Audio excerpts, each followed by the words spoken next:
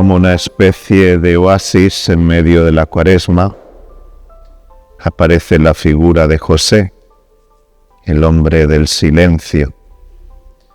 No tenemos ni una sola palabra de José. El silencio es una virtud poco o nada valorada en nuestros días. Incluso cuando nos encontramos con una persona callada, silenciosa, lo primero que hacemos es preguntarle directamente a él o a sus conocidos, ¿le pasa algo?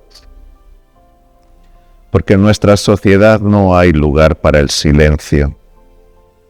El silencio no se entiende. Nos gusta el ruido y nos gusta hacer ruido. Nos gusta hablar aunque no tengamos mucho que decir. Nos gusta hablar aunque no aportemos nada. Somos palabras. Alguno decía náufragos de ideas en un mar de palabras. Carecemos de ese silencio que escucha. Y José es el hombre del silencio. José no dice nada, pero su vida, sus actitudes, lo dicen todo. Nosotros hablamos mucho y decimos poco. Nosotros hablamos mucho y nuestras vidas dicen poco. Cuando callamos y hacemos silencio en nosotros, comenzamos a escucharnos a nosotros mismos y a Dios, que nos habla silenciosamente y en sueños.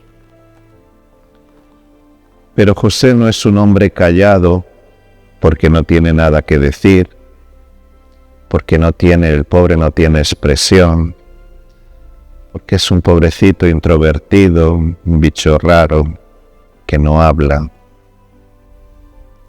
En absoluto, José nos dice la Escritura que es un hombre justo. Y sabéis que la Escritura no desperdicia palabras y dice lo esencial, para que entendamos lo que tenemos que entender y basta. Y San José nos dice la palabra que era justo. Es decir, que tiene un corazón noble y que en el silencio de la fe acepta el misterio que no entiende.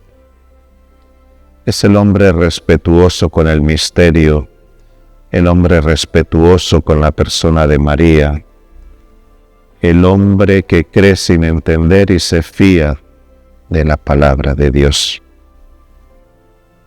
Y así como decimos hoy que hemos estado en la iglesia de San Agustín y hemos rezado emocionados delante de Santa Mónica, así como decimos que Agustín es Agustín en parte gracias a Santa Mónica, me atrevo a decir que Jesús aprendió a ser quien es también con José. ¿O es que el tema de las mediaciones sirve para todos menos para Jesús? Recordemos que se hizo en todo igual a nosotros menos en el pecado. Y Dios se sirvió de José para ir configurando y esculpiendo la personalidad de Jesús. ¿De quién creéis que aprendió Jesús? A oponerse a la ley antigua y a poner a la persona por delante de las reglas, sino escuchando a José contar la historia de amor por su madre María, que le hizo urdir una estrategia para salvarla de la lapidación. ¿Cómo pensáis que aprendió Jesús a elegir el término apá?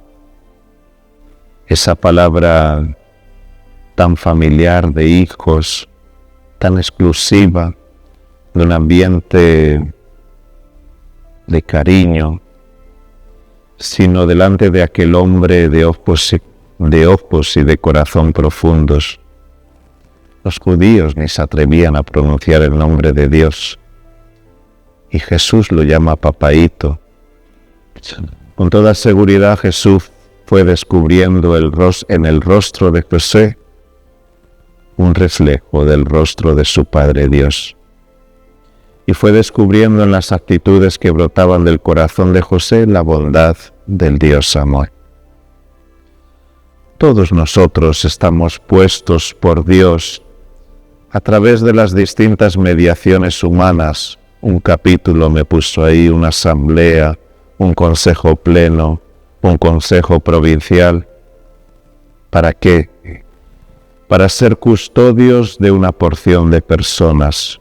A unos os toca, los que están aquí a mis espaldas, custodiar grandes provincias, a otros pequeñas delegaciones, federaciones, congregaciones, vicarías.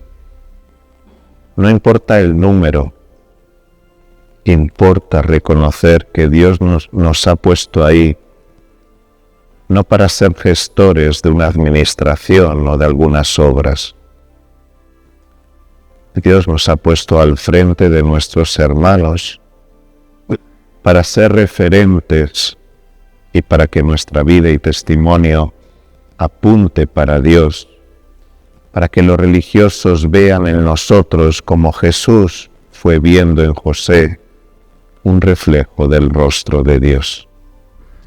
Que vean en nosotros actitudes de misericordia, de compasión, de entrega, de dedicación sin límites, de perdón, que seamos ejemplo de laboriosidad, de trabajo, también de firmeza, pero sin perder la ternura. No somos gestores de una empresa, somos custodios de unos corazones que Dios ha puesto en nuestras manos. Y aunque a veces esas personas no merezcan nuestra atención, nuestra comprensión, nuestra dedicación, recordemos que estamos llamados a ser espejos donde los otros se miren, reflejos del corazón de Dios, y que no debemos tratar a nadie según sus obras, ni mucho menos en función de la simpatía o antipatía que despierten en mí, porque eso también lo saben hacer los pecadores. Nosotros debemos ser amables con quien no lo son y comprensivos con quien no nos comprenden y amorosos con los que son un cardo borriquero, como decimos en algún lugar. Y no nos quejemos, hermanos y hermanas, de los tiempos que nos ha tocado vivir. Son unos tiempos preciosos, llenos de desafíos y con mucho por hacer.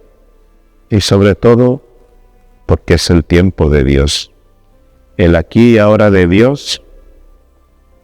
Y a veces se nos pasa la vida recordando los tiempos en que los conventos estaban llenos y los tiempos en que las hermanas obedecían y respetaban a las superioras. ¡Ah, qué tiempos aquellos! Esos sí que eran tiempos buenos. Y mientras la vida se nos va. Los tiempos que le tocó vivir a San José tampoco fueron fáciles. Su peregrinación fue de todo menos apacible.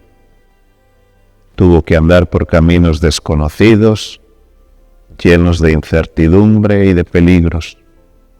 Caminos desconcertantes, llenos de sobresaltos, dudas y dolor.